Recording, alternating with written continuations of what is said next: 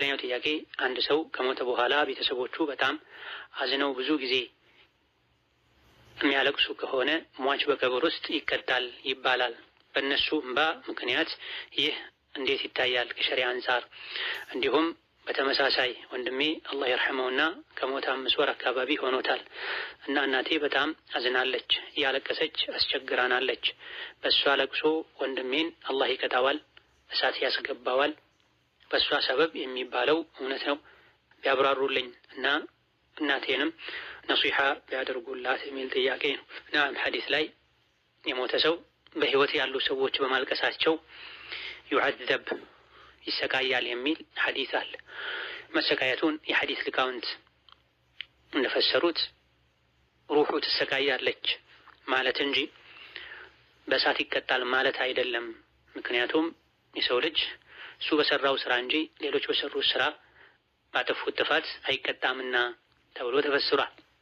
ስለዚህ ለዩዐዘቡ ማለት ቤተሰቦቹ በማልቀሳቸው በመሰቃየታቸው ሰብሩ በማጣታቸው የእሱ ነፍስም አኺራ ላይ ትሰቃያለች፣ ትጨነቃለች ማለት ነው እንጂ የተፈለገው በጀሃነም እሳት ይቀጣል ማለት አይደለም ተብሏል። ወይም ደግሞ ቤተሰቦቹ ሊያለቅሱ ሙሾ ሊያወርዱ ሊረበሹ ከቀደር ጋር የሚጋጭን አካሄድ ሊሄዱ እንደሚችሉ እያወቀ የወዳጆቹን ጸባይ ከማወቁ ጋር ሶብር አድርጎ አላህን ፍሩ፣ ከሸሪዓ ጋር የሚጋጭን ነገር አታድርጉ ብሎ ሳያስጠነቅቅ ወሱያ ሳይናገር ከሄደ ነው የተባለበት ሁኔታም አለ። የሰው ልጅ የሚቀጣው የሚጠየቀው ራሱ ባጠፋው ጥፋት ነው፣ ራሱ በሰራው መጥፎ ስራ ነው፣ ወይም እንዲሰራ እሱ ሰበብ በሆነበት ነገር ነው። ከሞተ በኋላ ሰዎችን አልቅሱ ብሎ ካልሄደ እንዲያለቅሱ አመቻችቶ አበረታቶ ካልሄደ በስተቀር ዱንያ ላይ ያሉ ሰዎች በራሳቸው ፍላጎት በማልቀሳቸው እሱ ጀሃነም ይገባል ይቃጠላል ማለት አይቻልም።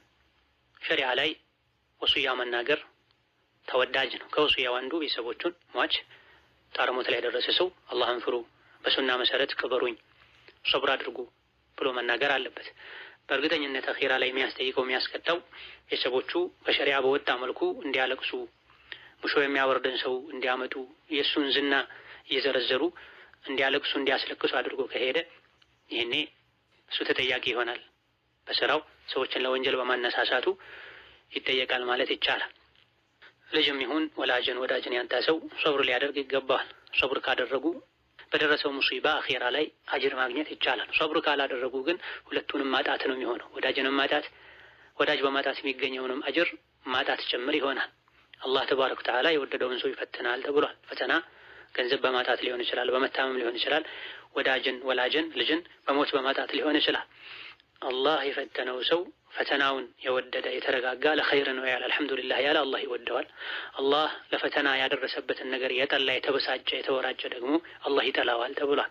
ስለዚህ እናት ሶብር ልታደርግ አልሐምዱሊላህ ልትል ኢስላምን ዲንን ተውሂድን ይዞ የሞተ ሰው ሀገር ቀየረ እንጂ የሚባለው ነገ ሁላችንም አላህ ዘንድ እንደምንገናኝ ተስፋ በማድረግ ሶብር ማድረግ፣ ለሟቹ ዱዓ ማድረግ፣ አቅም ካለ ሸሪዓውን በጠበቀ መልኩ ሰደቃ መስጠትና ነገ አኺራ እንገናኛለን ያሉ ራስን ማዝናናት ተገቢ ነው። በዚህ ዙሪያ ከአሁን ቀደም የተሰጠ አጠር ያለ ሙሐደራ አለ። ወዳጅን በሞት ላጣ ሰው የተሰጠ ምክር የሚል አይነት ርዕስ ያለው በትክክል ርዕሱን አላስታውስም።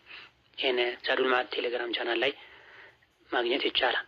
ሌላም ጥያቄ ጓደኛዬ ያለፉት 6-7 ዓመታት